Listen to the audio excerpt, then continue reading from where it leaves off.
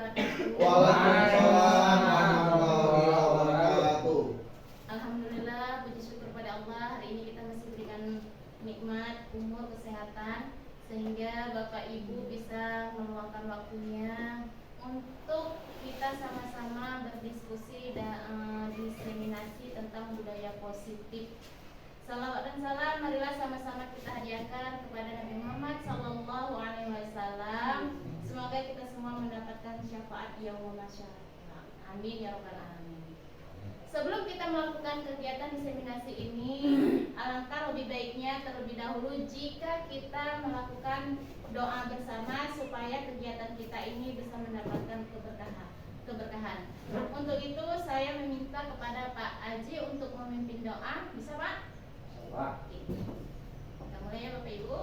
Baik Bapak Ibu sekalian, untuk meminta karena hari ini mari kita berdoa menurut agama dan kepercayaan kita masing-masing.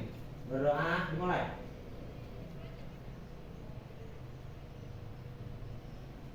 Selesai. Terima kasih pada Pak Aji yang sudah memimpin doa.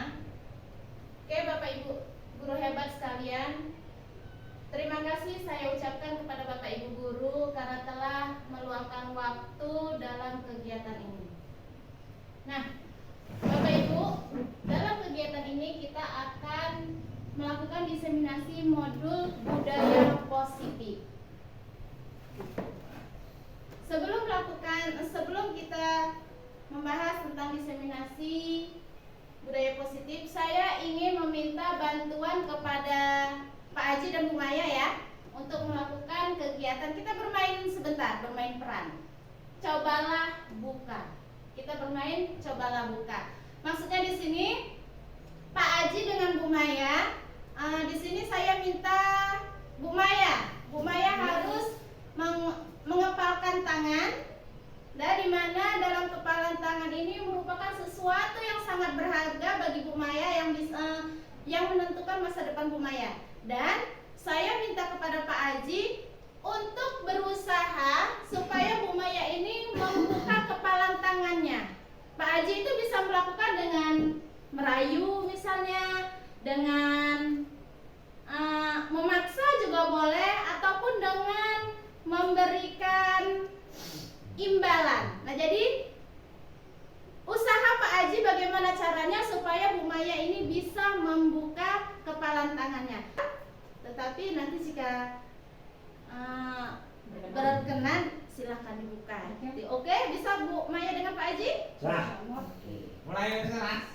Silakan Pak Aji dulu. Silakan. Bu Maya. Iya Pak. Boleh buka kepalan Bu Maya. Ada tujuan apa Bapak ingin melihat isi kepalan saya?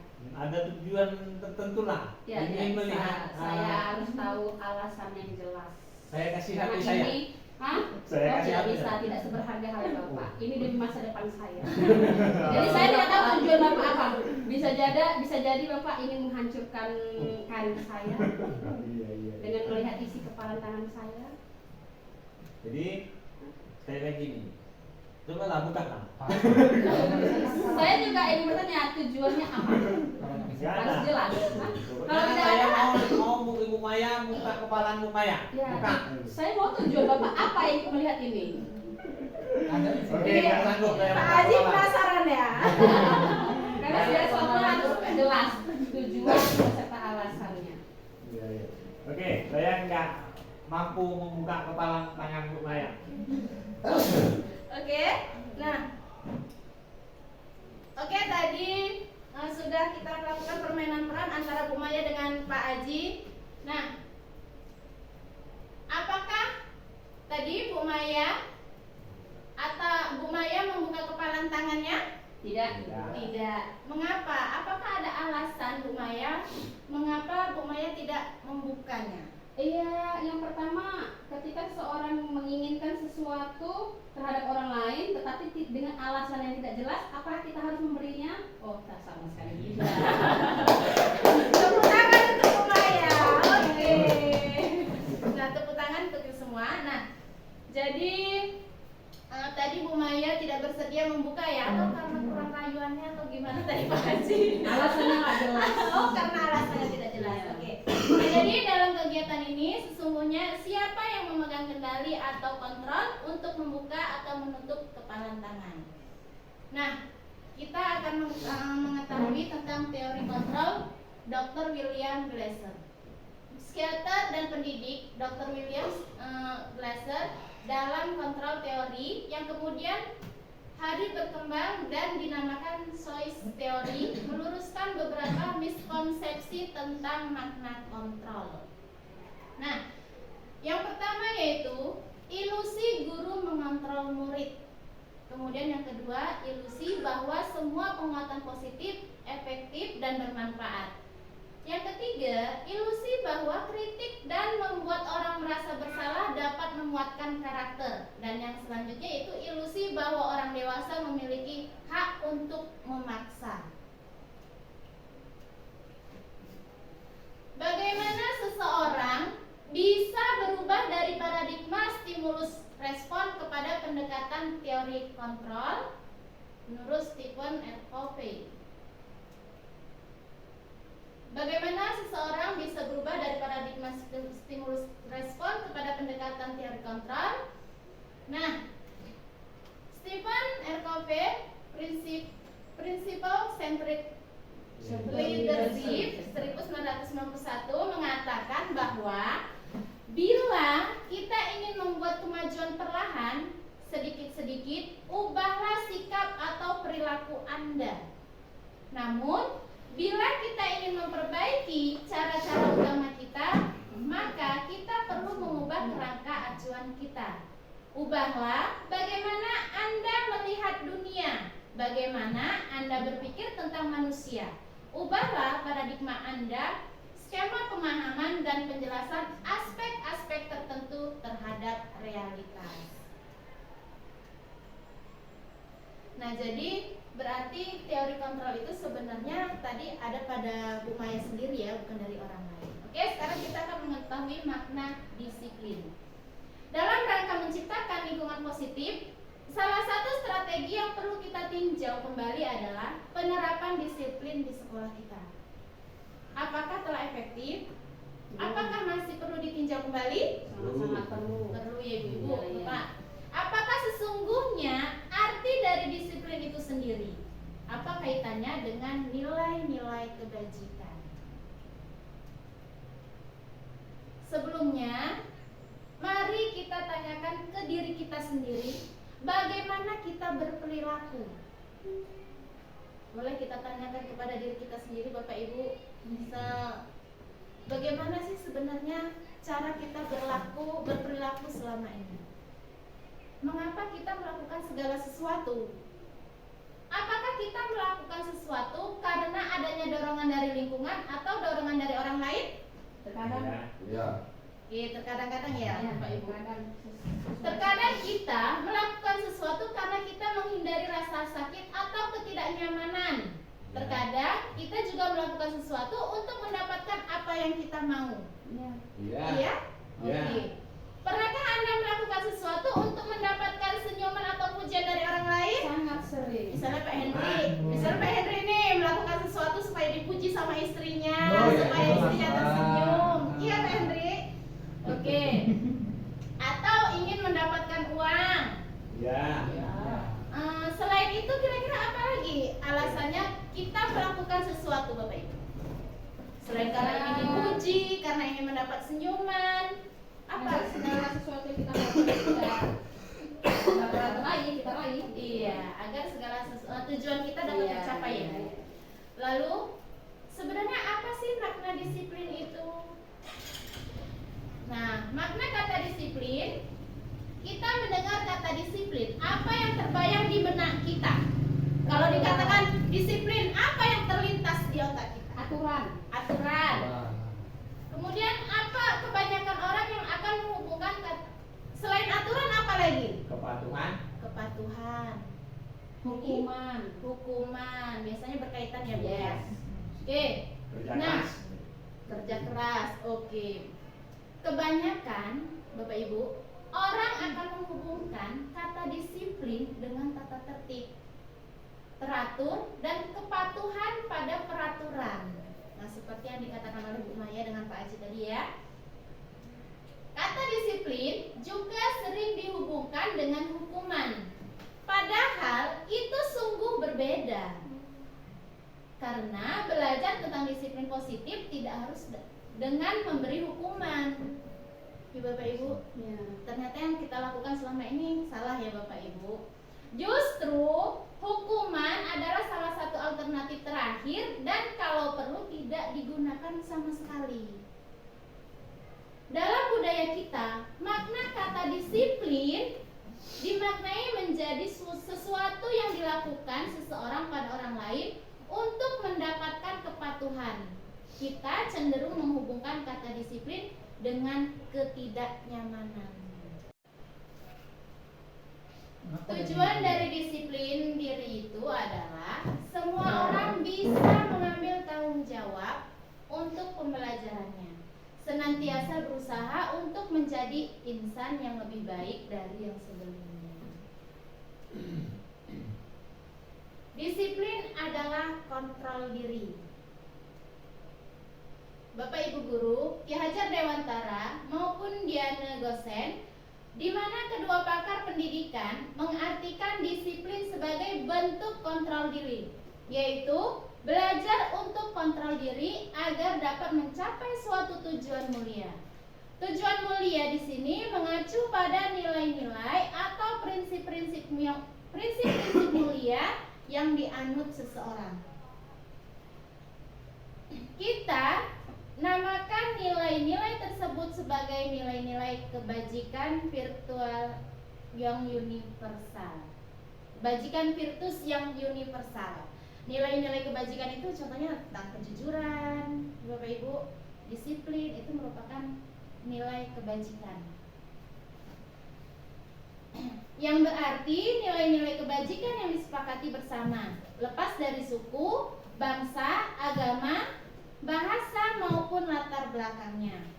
Sebagai pendidik, tujuan kita adalah menciptakan anak-anak yang memiliki disiplin diri, sehingga mereka bisa berperilaku dengan mengacu pada nilai-nilai kebajikan universal dan memiliki motivasi intrinsik bukan ekstrinsik. Memiliki motivasi dari dalam diri ya Bu. Ya, bukan dari dorongan orang lain ya. Iya. Nah, dorongan orang lain itu termasuk dalam motivasi ekstrinsik. Teori motivasi, hukuman dan penghargaan restitusi. 3 motivasi perilaku manusia. Mari kita tanyakan ke diri kita sendiri bagaimana kita berperilaku, mengapa melakukan segala sesuatu. Apakah kita melakukan sesuatu karena adanya dorongan dari lingkungan atau ada dorongan dari yang lain? Terkadang kita melakukan sesuatu karena kita menghindari rasa sakit atau ketidaknyamanan. Bahkan terkadang kita juga melakukan sesuatu untuk mendapatkan apa yang kita mau. Bagaimana menurut Bapak Ibu? Pernahkah Bapak Ibu melakukan sesuatu untuk mendapat senyuman dari orang lain? Seperti Pak Hendrik tadi ya Bapak Ibu ya. Iya, pernah. Atau untuk mendapatkan hadiah. Ya. Gimana Bu Maya? Atau untuk mendapatkan uang. Always, selalu. Oh, always Bu Maya. Bu Rama gimana Bu Rama? Sama, oke, saya juga. 3 motivasi perilaku manusia. Yang pertama, untuk menghindari ketidaknyamanan atau hukuman. Ya, betul. Yang kedua, untuk mendapatkan imbalan atau penghargaan dari orang lain. Setuju. Dan yang ketiga, untuk menjadi orang yang mereka inginkan dan menghargai diri sendiri dengan nilai-nilai yang mereka percaya. Untuk poin nomor 1 dengan nomor 2 ini merupakan motivasi ekstrinsik, motivasi dari luar. Sedangkan yang ketiga ini merupakan motivasi intrinsik dari dalam diri sendiri ya Bapak Ibu. Pak Hendri kalau keluar malam terus pulang karena apa? Cepet-cepet pulang karena apa? Udah ngantuk. Udah takut istri. Iya. Bukan takut istri. Bukan mah. Berarti karena dari dalam diri. Oh, Ngantuk tadi ngantuk. Jujur kan? iya. Hukuman konsekuensi, dan restitusi.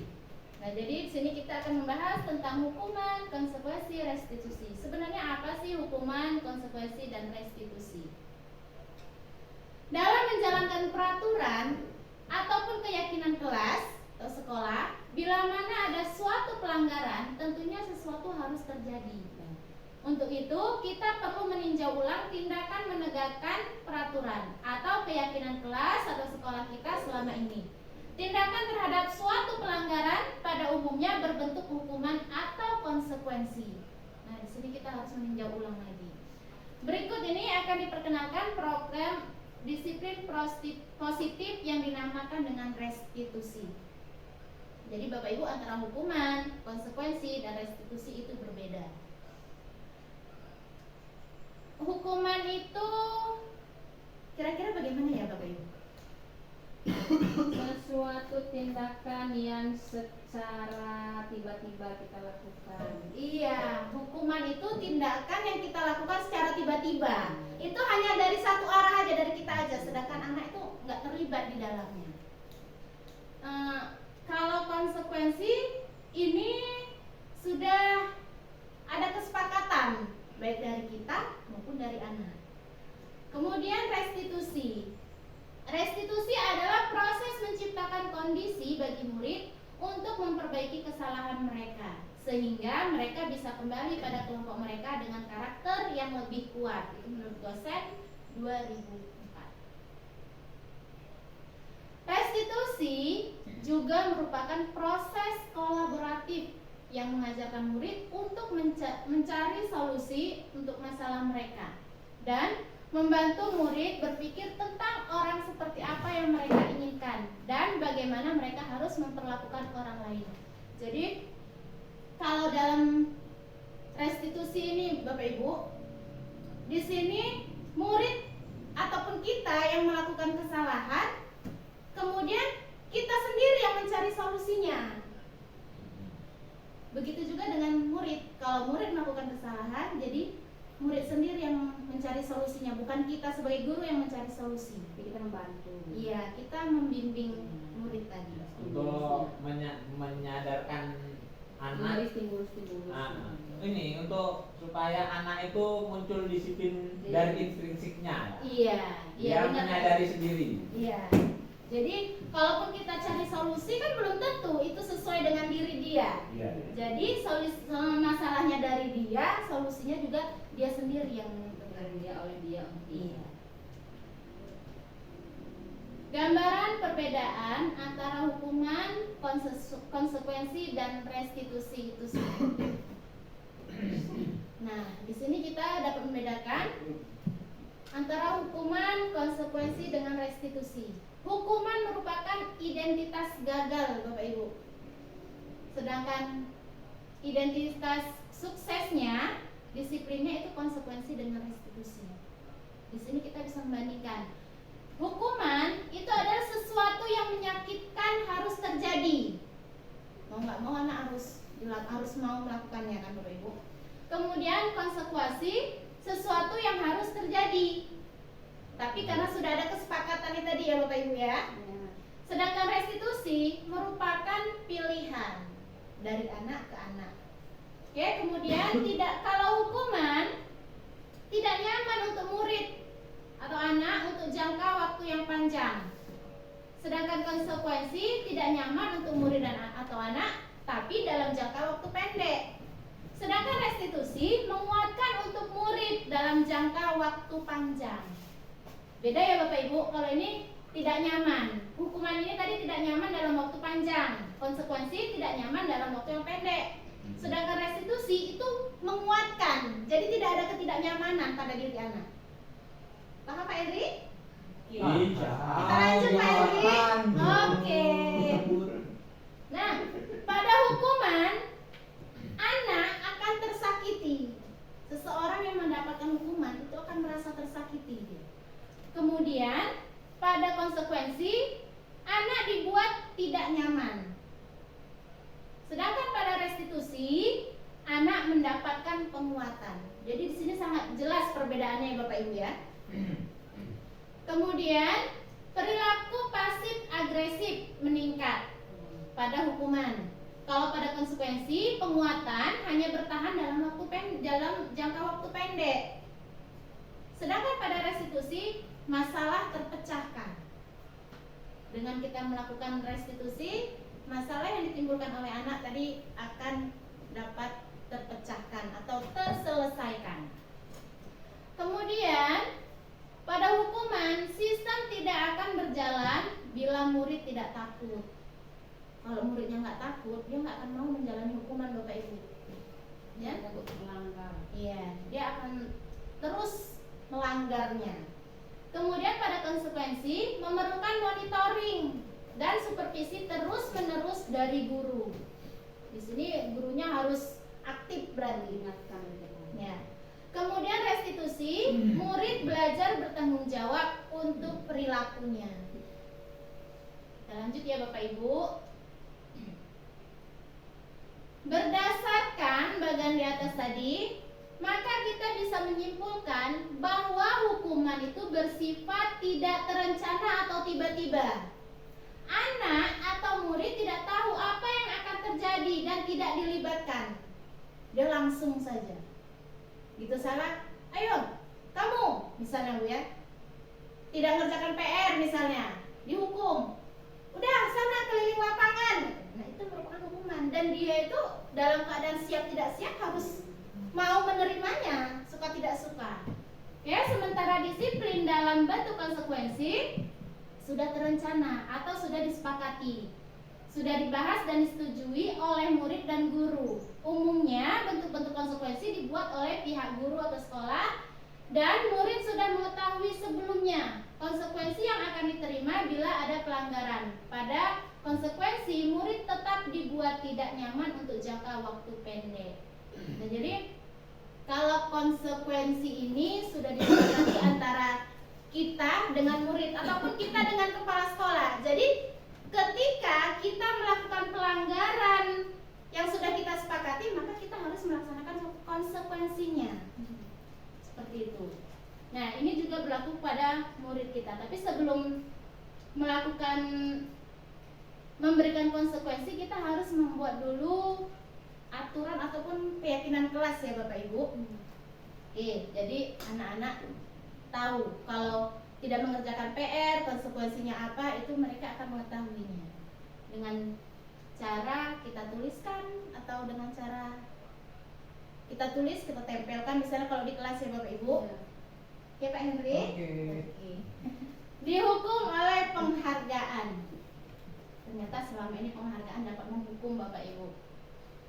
Saat kita berulang kali menjanjikan hadiah kepada anak-anak agar berperilaku bertanggung jawab atau kepada seorang murid agar mereka mempelajari sesuatu yang baru atau kepada seseorang karyawan agar melakukan pekerjaan yang berkualitas, kita sedang berasumsi mereka tidak dapat melakukannya atau mereka tidak akan memilih untuk melakukannya. Itu dalam konsep dihukum oleh penghargaan. Intinya kita secara tidak langsung kita meremehkan dia, gitu ya kan Bapak Ibu.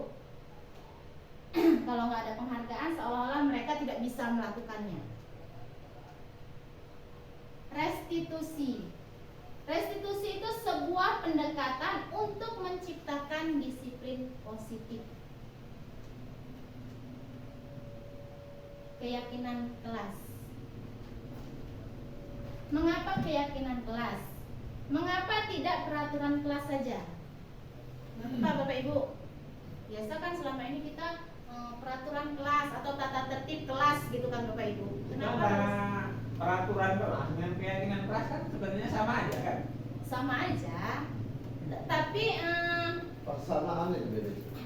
sama tetapi pelaksanaannya yang berbeda ya. Iya. Nah, kalau sekarang gini Pak, coba kita bahas dulu nih ya. Nanti dari sini kita bisa terjawab pertanyaan dari Pak Aji tadi. Oke? Mengapa kita memiliki peraturan tentang penggunaan helm pada saat mengendarai kendaraan roda 2? Kenapa kita sih harus menggunakan helm? Menurut Pak Aji itu mengapa? Takut ditilang, takut ditilang. tilang polisi. Oke. Dari yang lain? Biar nggak terluka ketika kecelakaan. Biar tidak terluka ketika kecelakaan. Intinya untuk keselamatan. Oke. Nah, jadi Bapak Ibu, jawabannya adalah untuk keselamatan. Benar juga yang dikatakan Pak Haji tadi, supaya tidak kena tilang. Dengan tidak kena tilang, dengan kita menggunakan helm kan kita selamat dari tilang tadi kan Bapak Ibu. Yang jelas kan dibilang pemaya tadi, yang benar, yang bilang pemaya. Iya. Oh iya, Sebenarnya benar. sebenarnya dua-duanya benar Pak, cuma cara penyampaiannya yang kurang tepat. Oke. Nah, mengapa kita memiliki peraturan tentang penggunaan masker dan mencuci tangan setiap saat? Biar tidak menular penyakit. Biar tidak menular penyakit. Oke. Ya, menghindari debu. Iya, menghindari Cuci debu. tangan biar tangannya bersih. gitu ya. Kalau lagi jerawatan kan nggak malu kok pakai Untuk menutupi kekurangan ya Ibu. Sama kekurangan Ibu kelebihan. Nah, jadi benar supaya kita bisa terhindar dari debu tadi, intinya apa? Untuk kesehatan ya Bapak Ibu. Dan jadi memakai helm pada saat berkendara, mencuci tangan, menggunakan masker itu adalah untuk kesehatan ataupun untuk keselamatan. Nah, nilai-nilai keselamatan atau kesehatan inilah yang disebut sebagai suatu keyakinan. Oh. Jadi gimana Pak Haji? Iya. Jadi kalau ada suatu peraturan tapi tidak yakin akan peraturan tersebut, Ya. sia-sialah ya kan? Iya, begitu. Dan keyakinan kelas ini lebih ke hati dia ya, lebih Condongnya dari diri sendiri. iya dari diri sendiri. Kesadaran sendiri. Iya. Kesadaran diri sendiri. Nah, Ya, yaitu nilai-nilai keselamatan atau kesehatan inilah yang disebut sebagai suatu keyakinan, yaitu nilai-nilai kebajikan universal yang disepakati secara tersirat dan tersurat, lepas dari latar belakang suku, negara, bahasa maupun agama. Contohnya gini ya kan Bu Yana, kalau yang tersirat tersurat tadi ya kan, yang tersirat kan tidak tertulis artinya kan, berarti gini secara nggak langsung kan anak-anak paham. Iya. Kalau lewat di depan orang tua, Menunjukkan menunjukkan badan, iya, itu nilai kebajikan, gitu iya. ya kan, Iya. salah satu contoh keyakinan Nggak ya. perlu disuruh Soalnya ya, kan ya.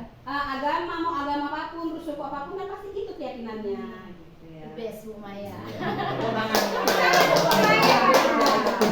Nilai-nilai kebajikannya berarti sopan santun tadi ya Bu Maya. Oke. Masih lanjut pola di Menekankan pada keyakinan seseorang akan lebih memotivasi seseorang dari dalam. Jadi kita harus menekankan keyakinan ini pada seseorang supaya mereka memiliki motivasi dari dalam diri mereka. Seseorang akan lebih tergerak dan bersemangat untuk menjalankan keyakinannya daripada hanya sekedar mengikuti serangkaian peraturan tertulis tanpa makna. Murid-murid pun demikian. Mereka perlu mendengarkan dan memahami arti sesungguhnya tentang peraturan-peraturan yang diberikan. Apa nilai-nilai kebajikan di balik peraturan tersebut? Jadi mulai hari ini Bapak Ibu, udah bisa lah ya kita ganti peraturan kelas itu menjadi keyakinan kelas dengan nilai-nilai kebajikannya kita tuliskan. Insya Allah. keyakinan kelas diserentak dari Sebenarnya ini bahasanya yang lebih positif ya. Oke, kemudian yang keempat itu kebutuhan dasar manusia dan dunia berkualitas. Kebutuhan dasar manusia itu ada 5, Bapak Ibu. Nah, akan kita bahas setelah kita studi kasus tentang Ibu Ambar dan muridnya. Ibu Ambar, guru wali kelas 2A di SD Pelita Hati, sedang bingung menghadapi ulah salah satu murid di kelasnya, yaitu Doni. Beberapa anak di kelas 2A telah datang padanya dan mengeluhkan Doni yang seringkali meminta bekal makan siang mereka dengan paksa. Jika Anda menghadapi situasi seperti Ibu Ambar, apa yang akan Anda lakukan? Menurut Anda, menurut Bapak Ibu, kira-kira apa sih alasan Doni melakukan hal itu? Jika nih Bapak Ibu kita mendapati masalah seperti Ibu Ambar ini, mendapati situasi seperti ini, apa yang akan kita lakukan? Panggil Si Doni. Doni, Tanya alasannya. Tanya alasannya. alasannya apa? Nah, jadi nanyanya itu dengan marah-marah kan? Marah. Tidak lah. Kalau saya marah, ngapain dia ganggu-gangguin kawan? Kalau Pak Haji marah, kalau Bu Maya gimana? Tanya dengan lemah lembut. Kita tanya dulu, iya. Memang dia kalau perempuan lebih sensitif. Iya. Kalau Bu Rema gimana? Sama juga sama ya. Nggak takut namanya. Kan ditanya. Jadi dia kan nggak takut. Iya. Libas. Kata kawan libas. Libas Pak, libas. Jadi main libas-libas aja itu. Libas. Hukuman langsung. Oke, nah jadi kita tanya terlebih dahulu sama dia. Boleh kita panggil, kita tanyakan baik-baik. Sebenarnya kebutuhan dasar apa yang belum terpenuhi oleh dia? Nah, tadi kan kebutuhan dasar ada 5 ya Bapak Ibu, kebutuhan dasar manusia. Kita bahas satu persatu. Yang pertama, kebutuhan bertahan hidup. Apa sih kebutuhan bertahan hidup? Kebutuhan bertahan hidup atau survival adalah kebutuhan yang bersifat fisiologis untuk bertahan hidup. Misalnya kesehatan, rumah, dan makan. Seperti Doni tadi ya. Kebutuhan biologis sebagai bagian dari proses reproduksi termasuk kebutuhan untuk tetap bertahan hidup. Komponen psikologis pada kebutuhan ini meliputi kebutuhan akan perasaan aman. Jadi jika kita kaitkan dengan masalah Doni tadi, apakah yang kebutuhan bertahan hidup ini sudah terpenuhi oleh dia? Berarti fisiologis dia bermasalah ya. Fisiologisnya Iya. kan. Sebenarnya kebutuhan bertahan hidup ini kan Bagi dia. sifat kebutuhan bertahan hidup inilah dia kebutuhan fisiologis. Fisiologis, biologis, dan psikologis. Iya, Berarti biologis dan masalah di psikologis. fisiologisnya. Iya, Kurang makan psikologis. dia. Mamanya mungkin nggak ngasih makan atau nggak kasih uang jajan ya kan? Iya, nah jadi jika kita kaitkan dengan masalah Doni tadi berarti dia kekurangan kebutuhan bertahan hidup tadi dalam segi makannya ya, Bapak Ibu Uang ya. jajan kurang atau memang nggak bawa bekal? Bisa jadi karena uang jajannya kurang atau bisa jadi juga karena tidak bawa bekal. Bekalnya itu aja. Iya. Bosan Bener, saya Bu. bener. Iya. Kemudian yang kedua, kebutuhan kasih sayang dan rasa diterima. Itu kebutuhan untuk diterima. Kebutuhan ini dan 3 kebutuhan berikutnya adalah kebutuhan psikologis. Kebutuhan untuk disayangi dan diterima meliputi kebutuhan akan hubungan dan koneksi sosial. Kebutuhan untuk memberi dan menerima kasih sayang dan kebutuhan untuk merasa menjadi bagian dari suatu kelompok. Kebutuhan ini juga meliputi keinginan untuk tetap terhubung dengan orang lain, seperti teman, keluarga, pasangan hidup, teman kerja, bahkan binatang peliharaan. Dan kelompok di mana kita tergabung. Anak-anak yang memiliki kebutuhan dasar kasih sayang dan rasa diterima yang tinggi biasanya ingin disukai dan diterima oleh lingkungannya. Mereka juga akrab dengan orang tuanya. Biasanya mereka belajar karena suka pada gurunya. Bagi mereka, teman sebaya sangatlah penting. Mereka juga biasanya suka bekerja dalam kelompok. Nah, jadi apa sih kaitannya dengan masalah Doni tadi? Mungkin Doni tadi ini kalau di rumah Ya, kurang kasih sayang atau perhatian dari orang tua itu minim. sehingga dia mencari perhatian dia ya. lebih dengan cara mengganggu temannya. Ya, Bisa bisa jadi seperti itu. banyak. Oke, kalau menurut Pak Haji gimana? Saya rasa kalau kita hubungkan dengan kebutuhan dasar manusia yang kedua ini, alasan si Doni itu ya itu kayak kata Bu Maya, dia kayak kurang perhatian sehingga dia mengganggu kawannya supaya dia itu dapat perhatian, supaya kawan-kawannya itu memperhatikan dia gitu. Iya. Jadi intinya Bapak Ibu, Anak yang setiap manusia itu pasti membutuhkan kasih sayang. Jadi ketika kasih sayang yang dia dapat itu kurang dan rasa untuk diterimanya itu kurang, dia akan mencari cara dengan caranya sendiri supaya mereka mendapatkan kasih sayang dan bisa memenuhi kebutuhan diterima tadi. Iya. Walaupun caranya Salah. salah. Nah, itu tugas kita sebagai pendidik, sebagai guru. Apabila kita menemui kasus seperti Doni tadi, berarti kita harus meluruskan cara dia. Oke, kemudian yang ketiga yaitu kebutuhan penguasaan.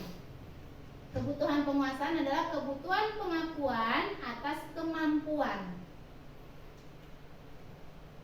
Kebutuhan berhubungan dengan kekuatan untuk mencapai sesuatu. Menjadi kompeten, menjadi terampil, diakui atas prestasi dan keterampilan kita, didengarkan dan memiliki rasa harga diri. Kebutuhan ini meliputi keinginan untuk dianggap berharga, bisa membuat perbedaan, bisa membuat pencapaian kompeten, diakui, dihormati. Ini meliputi self-esteem dan keinginan untuk meninggalkan pengaruh. Anak-anak yang memiliki kebutuhan dasar akan meninggalkan penguasaan yang tinggi, biasanya selalu ingin menjadi pemimpin. Nah, sebenarnya egois ya. Ya sebenarnya egois, tapi inilah sikap positifnya bahwa mereka itu ingin menjadi pemimpin. Mereka juga suka mengamati sebelum mencoba hal baru dan merasa kecewa bila melakukan kesalahan. Mereka juga biasanya rapi dan sistematik dan selalu ingin mencapai yang terbaik. Memang ya Bapak Ibu ya. Jika kita ingat-ingat kembali, siswa kita di kelas yang kebiasaannya itu rapi, itu pasti dia Rapi dalam segala hal. ya ingin menunjukkan Perfeksionis. sifat kepemimpinan dia. Cuman mungkin selama ini kita tidak menyadarinya gitu ya. Nah, mereka ingin menjadi sesuatu yang terbaik, ingin mencapai sesuatu yang terbaik. Bahkan kadang ada tuh di kelas saya, kalau bajunya keluar aja dikeluarkan sama kawannya, marah-marah dia Pak Bu. Kenapa? Karena dia ini ingin menunjukkan yang terbaik kepada kawan-kawannya, kepada gurunya. Oke? Saya Pak Edri. Iya. Kayak Pak Henry. Iya. Oke. Ini rapi dulunya ya kan. Kemudian kebutuhan yang keempat yaitu kebebasan. Kebebasan ya Bapak Ibu, bukan kebablasan. Kebebasan merupakan kebutuhan akan pilihan. Bebas menentukan pilihan ya Bapak Ibu. Kebutuhan untuk bebas adalah kebutuhan akan kemandirian, otonomi, memiliki pilihan dan mampu mengendalikan arah hidup seseorang. Anak-anak dengan kebutuhan kebebasan yang tinggi menginginkan pilihan. Mereka perlu banyak bergerak, suka mencoba-coba, tidak terlalu terpengaruh orang lain dan senang mencoba hal baru dan menarik. Itu kebutuhan akan pilihan. Sebenarnya tadi alasan siapa? Hubungan sama si Doni tadi. Iya. Nah, kalau alasannya yang mana dia itu? Kira-kira ada nggak dia? Kira-kira apa? Ini dia enggak. Kebutuhan kebebasan si Doni ada nggak dari? Enggak ada sangkut paut dengan kebebasan. Menurut saya enggak ada. Kalau dari kita kaitkan dengan Dengan masalah kebutuhan, Doni tadi, enggak ada. gimana? Enggak ada kebebasan kalau untuk Doni. Dia lebih nomor 1, nomor 2, nomor 3, nomor 4 enggak. Ya, lebih ingin disayang ya, membutuhkan saya, kasih sayang. Karena Doni dia bertahan enggak hidup. mau mencoba hal baru, itu coba. Kita makan aja ya kan. Sedangkan dia suka mencoba hal baru. Bahkan yang kayak gini ini yang harus kita pantau. Ya. Kalau hal barunya hal yang negatif, bagi dia menarik tapi kita kan negatif. Nah, ini harus dipantau oleh orang tua dan guru. Iya, ada sisi positif karena dan negatifnya ada juga. ya. Iya. Ada ini si kebebasannya. Apa? Terlalu banyak, Apa? itu banyak. Apa? Bisa jadi dia ini kan Gimana? bekal yang dibawakan mamanya itu aja. Jadi dia pingin yang dia baru. Pingin yang baru, jadi gangguin punya kawannya ya. Jadi masalah menu lah ya. Iya, bisa bosan ya. Iya ya. Berarti dia ingin Dia mau bebas makan yang mana? mencoba hal baru. Iya. Kalau setiap hari dibawain oleh mamanya Ya, mie aja, mungkin Apa dia mau punya mungkin lihat punya temannya ada sayur kangkung cara yang sama, memalak. Cara. Nah, jadi Lagi. jika kita menemuinya seperti tadi, menemui kasus seperti Doni tadi, kita sebagai pendidik yang harus meluruskan cara dia tadi ya Bapak Ibu ya. Kemudian kebutuhan yang kelima yaitu kebutuhan kesenangan. Kebutuhan untuk merasa senang. Kebutuhan akan kesenangan adalah kebutuhan untuk mencari kesenangan, bermain dan tertawa. Bayangkan hidup tanpa kenikmatan apapun. Betapa menyedihkan. Menyedihkan nggak Bu Maya? Sedih ya? punya nikmat apa-apa. Nggak ada nikmat. Masuk kelas sama aja. Hilang satu nikmat aja sudah tidak enak. Banyak uang tapi sakit. Iya. Udah nggak enak ya kan Bu? Oke, Glasser menghubungkan kebutuhan akan kesenangan dengan belajar. Semua hewan dengan tingkat intelijensi tinggi seperti anjing, lumba-lumba, primata, kucing, apa lagi? Dan lain-lain. Angsa, Banyak lah. itu intelijensi tinggi ya. Mereka juga butuh bermain. Nah, apalagi pada anak-anak kita ya Bapak Ibu ya. Tapi kok binatang sih? Sama seperti manusia. Ini Insting gitu maksudnya, kan insting. Di sini kita mengingatkannya gini Bu Maya. Hewan aja butuh kesenangan, apalagi anak-anak didik kita di kelas. Mereka juga butuh kesenangan. Pada saat mereka senang, mereka akan lebih cepat menangkap pelajaran. Maksudnya nggak suka aja. Berbandingannya pakai hewan. Iya. Nah, ya ibarat kita aja yang diumpamakan kita yang sudah berprofesi sebagai guru yang bekerja, kita aja butuh bermain kita. Nah, diumpamakan ke orang tua aja. Iya, iya. Hewan dekat Iya. itu. Yang main lagi geser gitu. Iya. Mabok ya. Nah, Bapak Ibu, itu tidak. ya. Oh, memang marah. Saat mereka bermain, mereka mempelajari keterampilan hidup yang penting. Manusia tidak berbeda. Anak-anak dengan kebutuhan dasar kesenangan yang tinggi biasanya ingin menikmati apapun yang dilakukan. Apa yang dilakukan? Mereka juga bisa berkonsentrasi tinggi saat mengerjakan hal yang disenangi. Ya, betul. Mereka suka permainan dan suka mengoleksi barang, suka bergurau, suka melucu dan juga menggemaskan. Bahkan saat mereka bertingkah laku buruk, mereka masih terlalu lucu. Kira-kira ada nggak sih kaitannya dengan situasi Doni tadi? Jadi, Doni? biarpun dia berperilaku tidak baik, kan? Bagi dia itu senang, merasa senang. Bagi dia itu kesenangan. Kesenangan untuk dia, walaupun untuk diri cuma dia dia tidak sendiri. tahu ya kalau Jadi ternyata sebagai seorang guru merasa itu lucu gitu kan. Jadi jangan langsung marah-marah. Tahu aja dulu ngadepin dia. Nah, Kok jadi bisa ambil sayurnya sama jengkol itu kan? Aku marah. oke. Janganlah. Nah, jadi mungkin itu merupakan sesuatu hal yang menyenangkan bagi si Bagi Doni. dia. Ternyata dia tidak tahu bahwa tindakan Teman-temannya dia suka. itu merugikan orang lain. Iya. Ya Bapak Ibu. Wah, aku kasih tahu nih soal itu. Hmm. Ya? Untung nggak ada Doni menurut saya. Tidak. Ada aja. Oke. Kan nggak Doni namanya.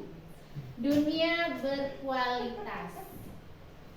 Dunia berkualitas Anda adalah tempat khusus dalam pikiran Anda.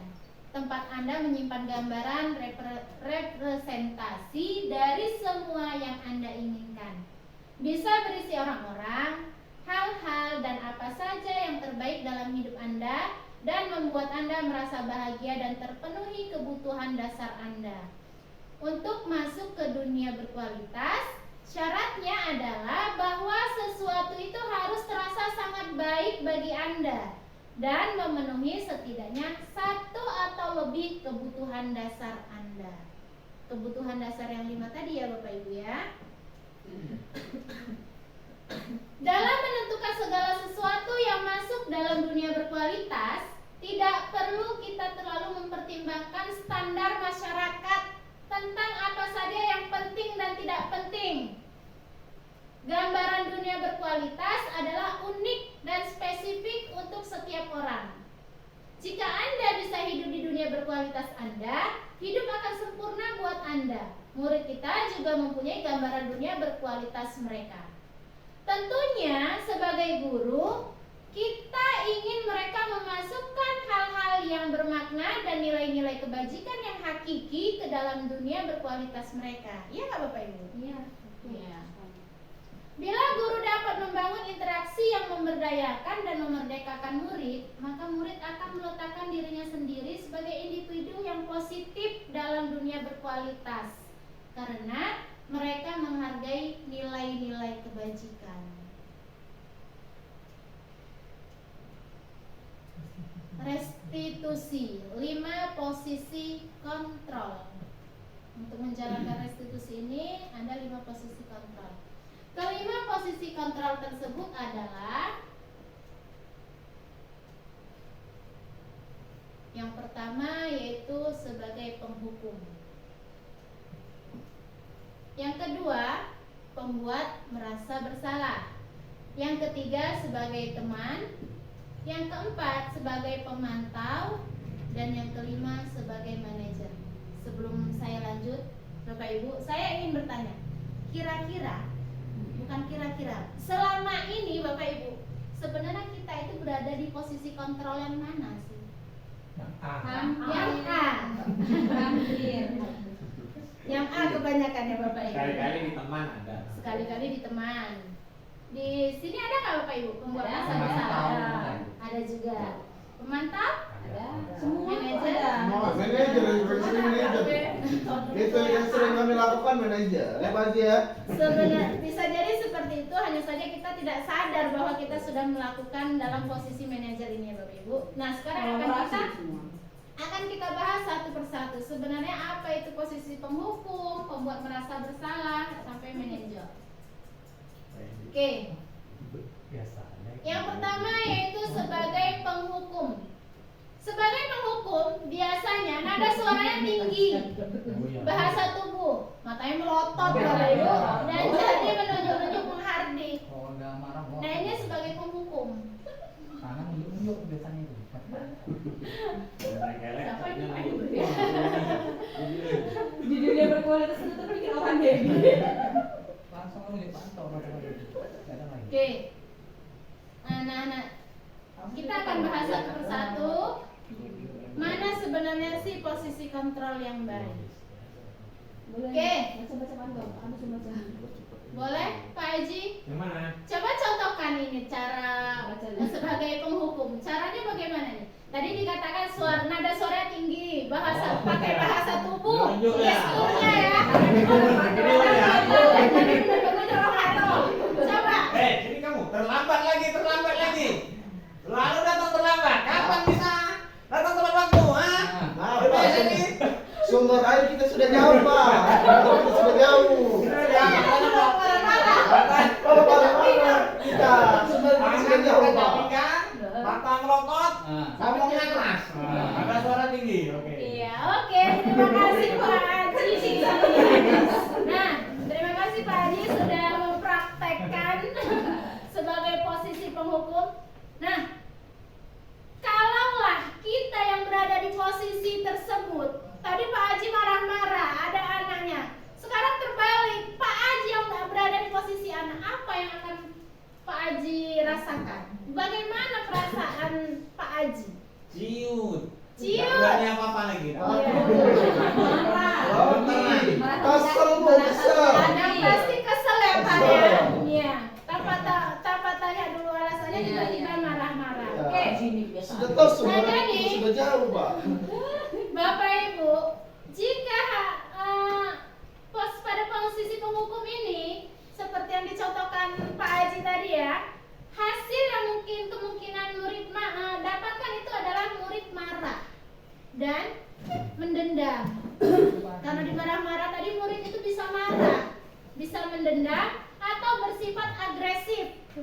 Bisa jadi sesudah kembali duduk, murid tersebut akan mencoret-coret bukunya atau meja tulisnya, atau bahkan bisa dia menggebrak meja ya Bapak Ibu ya. Pantau gini dia. Lebih buruk lagi, Tenang ya. sepulang sekolah nanti murid yang dimarah-marah tadi Bapak Ibu mengempeskan ban kereta kita atau ban mobil kita. Murid SD nggak ada. Biasanya ada murid sekolah. Mudah-mudahan itu tidak akan terjadi dan mudah-mudahan sebagai posisi penghukum ini Ada juga tidak lagi yang kita tadi. lakukan. Iya. Iya Bapak Ibu ya. Nggak ada lagi. Nggak ada lagi. Kita belajar semua. Kemudian yang kedua Dulu yaitu pas membuat merasa bersalah. Pada posisi ini biasanya guru akan bersuara lebih lembut. Pembuat rasa bersalah akan menggunakan keheningan yang membuat orang lain merasa tidak nyaman, merasa bersalah atau rendah diri. Kata-kata yang keluar dengan lembut akan seperti, "Ibu sangat kecewa sekali dengan kamu. Berapa kali Bapak harus memberitahu kamu ya? Gimana coba? Kalau orang tua kamu tahu kamu berbuat begini." Di posisi murid ini akan memiliki penilaian diri yang buruk tentang diri mereka. Tapi kebanyakan Bapak Ibu, jika Iya, kita berdiam. mengatakan hal seperti ini, mereka akan diam. Diamnya itu apa? Diamnya itu dia menilai diri mereka sendiri. Nah, mereka merasa tidak berharga dan telah mengecewakan orang-orang yang disayangi. Hasilnya, murid itu akan merasa bersalah. Bersalah telah mengecewakan ibu atau bapak gurunya. Murid akan merasa menjadi orang yang gagal dan tidak sanggup membahagiakan orang lain. Kadangkala sikap seperti ini lebih berbahaya dari sikap penghukum. Kalau penghukum tadi dia langsung datang mencoret-coret gitu kan Bapak Ibu. Nah kalau ini karena emosi itu akan lebih berbahaya. Kenapa? Karena emosinya itu tertanam di dalam diri dia. Dan murid menahan perasaan. Tidak seperti murid dengan guru penghukum, di mana murid bisa menumpahkan amarahnya walaupun dengan cara yang negatif. Murid tertekan seperti inilah yang tiba-tiba bisa meletus, bisa meledak amarahnya ya Bapak Ibu. Dan banyak kali ya kan. Iya. Enggak ada. Udah nggak sanggup dia menyimpannya, akhirnya lama-lama meledak dan bisa menyakiti diri sendiri atau orang lain karena dia sudah nggak sanggup lagi menampung Sudah banyak emosinya tadi. Akibatnya dia akan melukai diri sendiri dan ataupun orang lain. Nah, dia bisa bunuh diri ya. Bisa Karena bunuh diri. tertekan, Iya. sakit hati, Dan merasa tidak berharga. Iya. Dan Iya. bisa jadi seperti kejadian yang di televisi itu nanti Menempel murid gurunya. berkelahi dengan gurunya ya karena ini Menusuk tadi. gurunya. Karena dia ngerasa udah nggak sanggup lagi dengan kata-kata yang disampaikan oleh gurunya tadi ya Bapak Ibu ya. Kemudian yang ketiga yaitu sebagai teman. Guru pada posisi ini tidak akan menyakiti murid, namun akan tetap berupaya mengontrol murid melalui persuasif, melalui ajakan. Nah, posisi teman pada guru bisa negatif ataupun bisa positif. Positif di sini berupa hubungan baik yang terjalin antara guru dan murid. Terjadi kedekatan antara guru dan murid. Dan hal negatif dari posisi teman ini adalah bila suatu saat guru tersebut tidak membantu, maka murid akan kecewa. Nah, itu sisi negatifnya. Hasilnya, murid akan merasa senang dan akrab dengan guru. Ini termasuk dampak yang positif. Hanya saja di sisi negatif, murid menjadi tergantung pada guru tersebut. Bila ada masalah, dia merasa bisa mengandalkan guru untuk membantunya. Akibat lain dari posisi teman, dia hanya akan berbuat sesuatu bila yang menyuruh adalah guru tersebut. Dan belum tentu berlaku yang sama dengan guru atau orang lain. Apalagi kita di SD ini sifatnya wali kelas ya Bapak Ibu ya. Nah, jika kita menggunakan posisi teman ini, sisi negatifnya biasanya murid kita itu akan lebih patuh kepada wali kelasnya dibandingkan guru-guru yang lain. Kemudian yang keempat yaitu pemantau. Memantau berarti mengawasi. Pada saat kita mengawasi, kita bertanggung jawab atas perilaku orang-orang yang kita awasi. Posisi pemantau berdasarkan pada peraturan-peraturan dan konsekuensi. Dengan menggunakan sanksi atau konsekuensi, kita dapat memisahkan hubungan pribadi kita dengan murid. Sebagai seorang yang menjalankan posisi pemantau, hasilnya murid memahami konsekuensi yang harus dijalani karena telah melanggar salah satu peraturan sekolah. Guru tidak menunjukkan suatu emosi yang berlebihan, menjadi marah atau membuat mereka berbuat salah. dalam posisi pemantau. Kemudian yang kelima, posisi manajer. Posisi manajer adalah posisi di mana guru berbuat sesuatu bersama dengan murid. Mempersilahkan murid mempertanggungjawabkan perilakunya, mendukung murid agar dapat menemukan solusi atas permasalahannya sendiri. Di manajer, murid diajak untuk menganalisis kebutuhan dirinya maupun kebutuhan orang lain. Di sini, penekanan bukan pada kemampuan membuat konsekuensi, namun dapat berkolaborasi dengan murid bagaimana memperbaiki kesalahan yang ada. Seorang manajer akan berkata, apa yang kita yakini?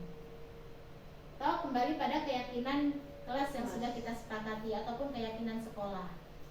Tugas seorang manajer bukan untuk mengatur perilaku seseorang. Di sini kita membimbing murid untuk dapat mengatur dirinya. Seorang manajer bukannya memisahkan murid dari kelompoknya, tetapi mengembalikan murid tersebut ke kelompoknya dengan lebih baik dan lebih kuat. Jadi bisa jadi dalam praktik disiplin sehari-hari kita akan kembali ke posisi teman atau pemantau karena murid yang ditangani belum siap diajak berdiskusi atau diundang melakukan restitusi. Namun perlu disadari tujuan akhir dari 5 posisi kontrol seorang guru adalah mencapai posisi manajer. Jadi kita boleh menggunakan posisi teman atau pemantau, tetapi tujuan utamanya yaitu kita harus bisa mencapai posisi manajer, Bapak Ibu. Di mana posisi inilah murid dapat menjadi pribadi yang mandiri, merdeka dan bertanggung jawab atas segala perilaku dan sikapnya, yang pada akhirnya dapat menciptakan lingkungan yang positif, nyaman dan aman. Jadi Bapak Ibu, jika selama ini kita berada dalam posisi penghukum ataupun teman, sebaiknya kita harus beralih posisi kemari ke manajer ya Bapak Ibu. Bisa ya Bapak Ibu ya? Bisa. Kalau ada orang dalam bisa itu aman. Bisa. Nah, ini di manajer. Ya, di manajer kalau ada orang dalam aman. Bisa. Oke. Pada posisi manajer, maka suara guru sebaiknya tulus. Tidak perlu marah, tidak perlu meninggikan suara, apalagi menunjuk-nunjuk jari ke murid, berkaca pinggang atau bersikap seolah-olah menyesal, tampak sedih sekali akan perbuatan murid ataupun bersendak gurau menempatkan diri sebagai teman murid.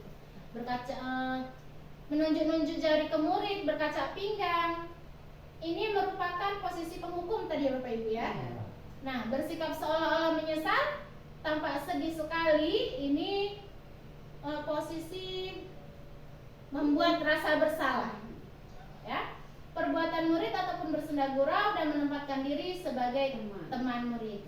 Pada posisi manajer, guru akan mengembalikan tanggung jawab pada murid untuk mencari jalan keluar permasalahannya, tentu dengan bimbingan guru. Nah, jadi dalam posisi manajer ini kita hanya perlu membimbing anak supaya mereka dapat mencari solusi dari permasalahan yang mereka miliki.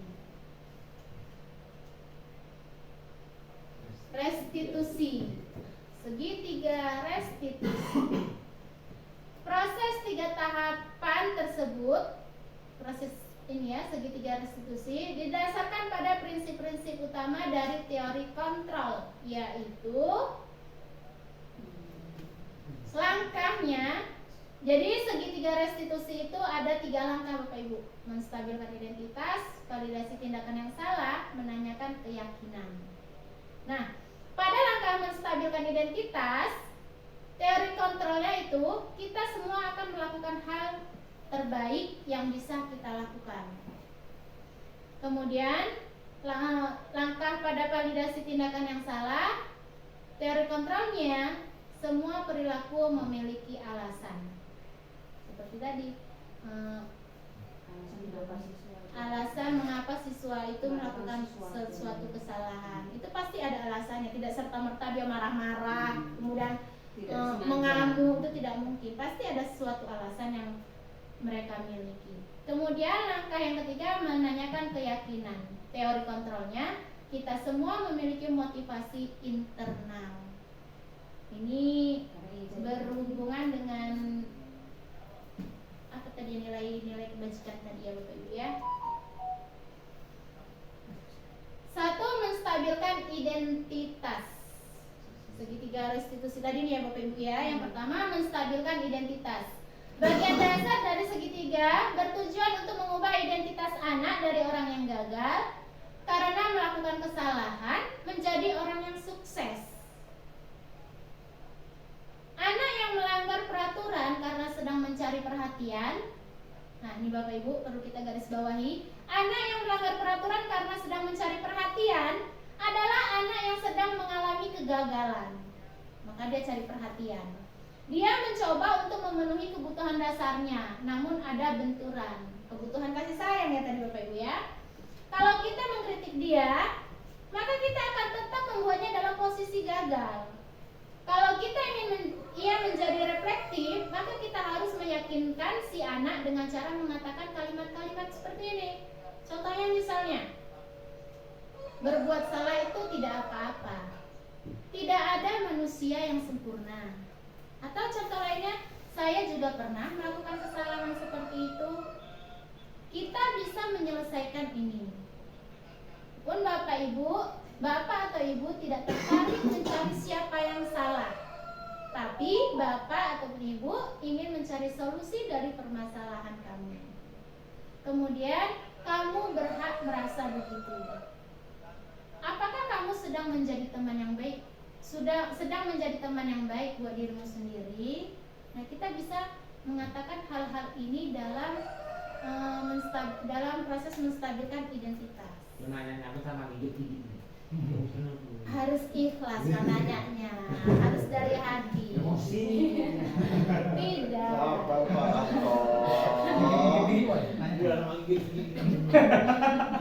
Kalau kita marah-marah, yang ada nanti anak makin agresif Bang ya. Gigi kan nggak marah ya, nggak nampak ya Bang Gigi. Udah jadi manajer nggak boleh gitu. Kalau kita mengatakan kalimat-kalimat yang tadi, yang saya contohkan tadi, akan sangat sulit memang Pak ya. Sampai gigit-gigit gigi tadi ya Bapak Ibu ya. Bahkan hampir tidak mungkin buat anak untuk tetap membangkang. Kalau kita mengatakan kalimat-kalimat tadi, anak itu dia tidak mungkin membangkang, dia akan aja, dia akan patuh dia Bapak Ibu ya. Nah, para guru yang bertugas mengawasi anak-anak saat mereka bermain di halaman sekolah menyatakan bahwa bila mereka mengatakan kalimat tersebut yang mungkin hanya butuh 30 detik bisa mengubah situasi yang sulit menjadi kooperatif. Hanya butuh waktu 30 detik Bapak Ibu. Jadi kita nggak perlu marah-marah lagi. Cukup kita menstabilkan identitas Apapun tadi. itu hadapi dengan Senyuman. Kita ikuti arus ya. Iya. Dengan sebenarnya salah, orang nggak salah ya. dengan begitu nanti dia akan mengalir dengan Iya. apa adanya. Jangan marah-marah. Kemudian yang kedua yaitu validasi tindakan yang salah. Setiap tindakan kita lakukan dengan suatu tujuan, yaitu memenuhi kebutuhan dasar. Kalau kita memahami kebutuhan dasar apa yang mendasari sebuah tindakan, kita akan bisa menemukan cara-cara paling efektif untuk memenuhi kebutuhan tersebut. Menurut teori kontrol, semua tindakan manusia, baik atau buruk, pasti memiliki maksud atau tujuan tertentu. Seorang guru yang memahami teori kontrol pasti akan mengubah pandangannya dari teori stimulus respons ke cara berpikir proaktif yang mengenali tujuan dari setiap tindakan. Intinya berarti kita harus memahami teori kontrol. Nah, ini contoh-contoh dalam kegiatan validasi tindakan. Dalam validasi tindakan kita bisa mengatakan, padahal kamu bisa melakukan hal yang lebih buruk dari ini ya. Ataupun kamu pasti punya alasan mengapa kamu melakukan hal itu. Kamu patut bangga pada dirimu sendiri karena kamu telah melindungi sesuatu yang penting buatmu. Kamu boleh mempertahankan sikap itu, tapi kamu harus menambahkan sikap yang baru. Biasanya guru menyuruh anak untuk menghentikan sikap yang tidak baik. Tapi teori kontrol menyatakan bahwa resep itu tidak manjur. Mungkin tindakan guru dengan memvalidasi sikap yang tidak baik seperti bertentangan dengan aturan yang ada. Namun sebetulnya tujuannya untuk menunjukkan bahwa guru memahami alasan dibalik tindakan murid kalau kita tolak anak yang sedang berbuat salah. Dia akan tetap menjadi bagian dari masalah. Namun bila kita memahami alasannya melakukan sesuatu, maka dia akan merasa dipahami. Kemudian yang ketiga yaitu menanyakan keyakinan. Teori kontrol menyatakan bahwa kita pada dasarnya termotivasi secara internal.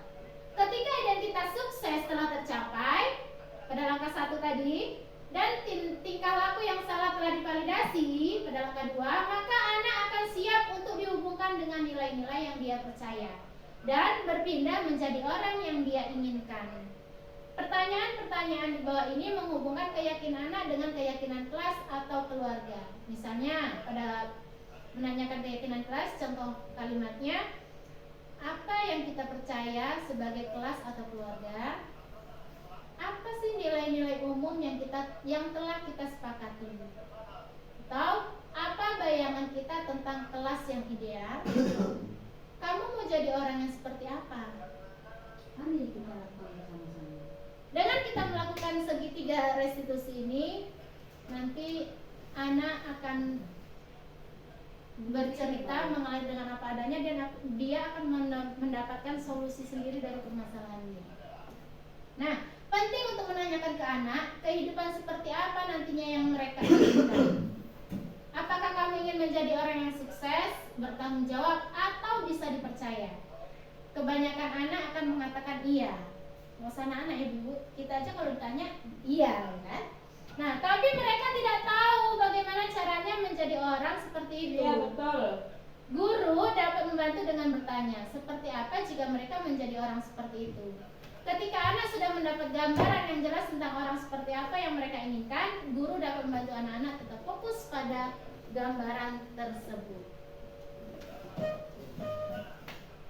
Nah, jadi Bapak Ibu, dari apa yang sudah kita bahas bersama-sama tadi, maka kita bisa menarik kesimpulan. Yang pertama, budaya positif di sekolah yaitu nilai-nilai dan kebiasaan-kebiasaan di sekolah yang berpihak pada murid agar mereka dapat berkembang menjadi pribadi yang kritis, penuh hormat dan bertanggung jawab.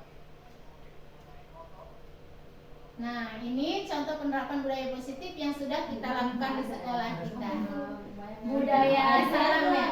Ini ada Pak Henry, ada Mbak Ainun, ada saya, ini Bu Maya ya. Ada Pak Camat ya. Bu Maya ada tuh, ada ini Bu Maya. Nah, ini merupakan salah satu budaya positif Bapak Ibu. Sebelumnya kita nggak tahu kan kalau ini budaya positif. Oh, iya. Sebenarnya secara tidak sadar banyak sudah budaya positif yang sudah kita lakukan di sekolah kita. Berdoa sebelum belajar dan sesudah belajar itu juga merupakan budaya positif. Nanti sebelum Menepati janji itu langsung budaya positif Pak Anto ya. nanti sebelum Kira-kira Pak Anto ini janji apa Pak Anto nih? Rujak dan beli belum? Hah? Itu budaya positif menepati janji Pak Henry. Nah, ternyata budaya positif itu sudah kita lakukan dan mudah-mudahan kita bisa menunjukkan budaya-budaya positif yang lainnya. Makna kata disiplin itu sendiri adalah sesuatu yang dilakukan seseorang pada orang lain untuk mendapat kepatuhan. Kemudian yang dimaksud dengan disiplin positif adalah pendekatan untuk mendidik murid yang bertujuan untuk membentuk kontrol diri dan meningkatkan kepercayaan diri, sehingga mereka bisa berperilaku dengan berpedoman kepada nilai-nilai kebajikan universal, yaitu sifat positif manusia merupakan tujuan mulia yang ingin dicapai oleh setiap individu, terlepas dari suku bangsa, bahasa, agama, maupun latar belakangnya. Setiap perilaku salah atau tindakan pelanggaran disiplin yang dilakukan oleh murid pasti punya motivasi tertentu yang terbagi menjadi 3, yaitu menghindari ketidaknyamanan atau hukuman, Yang kedua, mendapatkan imbalan atau penghargaan. Dan yang ketiga, motivasi yang paling baik adalah untuk menjadi orang yang mereka inginkan dan menghargai diri sendiri dengan nilai-nilai yang mereka percayai. Kita sebagai guru adalah tauladan bagi murid-murid kita. Jadi bagaimana supaya ada di antara anak kita juga menginginkan seperti kita. Nah, jadi sebisa mungkin kita harus memberikan tauladan yang baik kepada anak kita, ya Ibu, Bapak Ibu. Murid jika melakukan suatu tindakan pelanggaran disiplin tersebut bisa saja karena kebutuhan dasar mereka belum terpenuhi, sehingga mereka berusaha mencari cara agar bisa terpenuhi.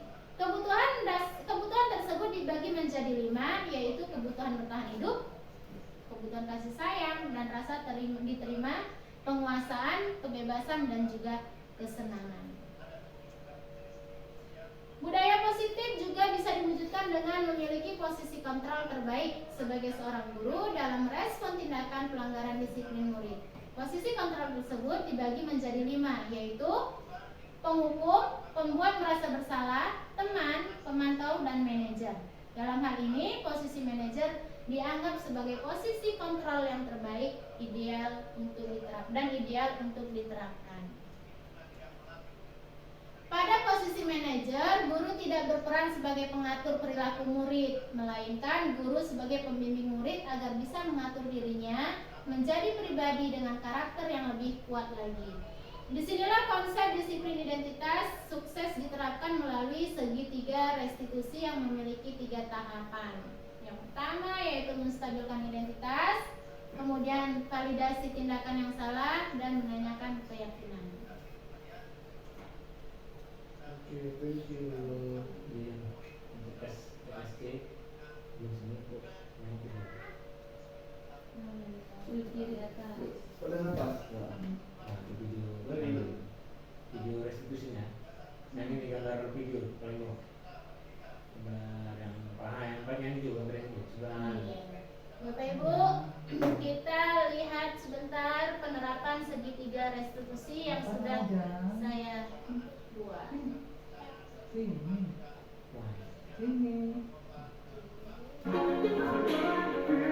Inilah contoh penerapan segitiga restitusi.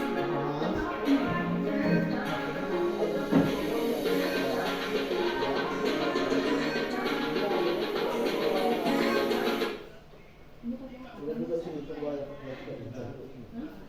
Ya, sisi ya. Ngakuan ya.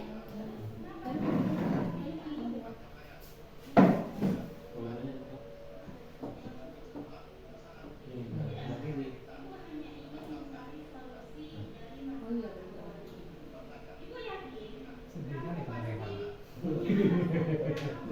Mata merah. Sedih kali ya mereka. Mata merah, mata nangis tuh.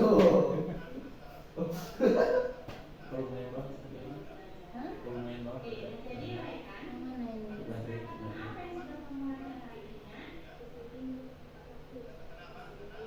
Ya dengar ya Bapak Ibu. Bukan.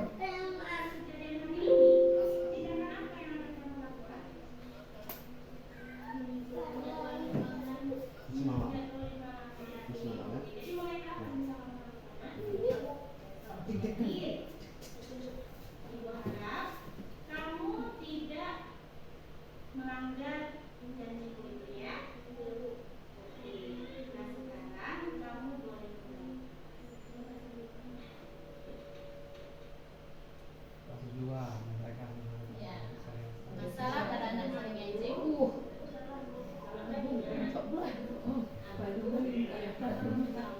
Kenapa kamu bukan dikenali? Ini api nih, ini api ya. Lalu kesalahan apa yang sudah kamu perbuat hari ini nak? Mengejek Alisa. Oh, bisa ya. Kamu tahu kalau perbuatan itu salah? Sampai itu. Nah, Ada rekam yang baik kan? yang wajar dan manusiawi. Dan ibu yakin kamu pasti punya alasan yang benar-benar itu. Oke, kamu cuma bercanda. Tapi nak, lain kali kalau kamu bercanda itu jangan berlebihan ya nak. Lalu keyakinan kelas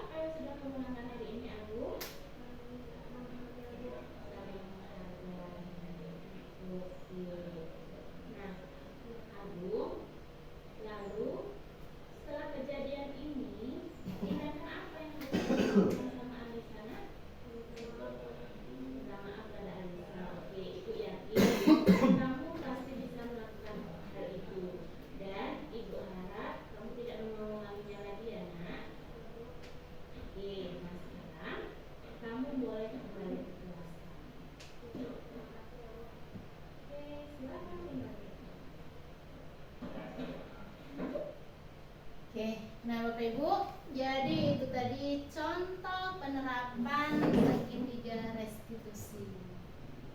Oke? Adakah yang ingin Bapak Ibu tanyakan dari sharing kita hari ini? Tidak ada. Tidak ada Bu. Baik, paham jelas. Nanti kita perlu diskusi tentang bagaimana penerapan segitiga restitusi itu. Tentang penerapan Mungkin nanti segitiga. kita bahas di lain waktu. Oke, bisa. Nah, Bapak Ibu, terima kasih sudah meluangkan waktunya sampai siang ya Bu. Yang menjelang sore.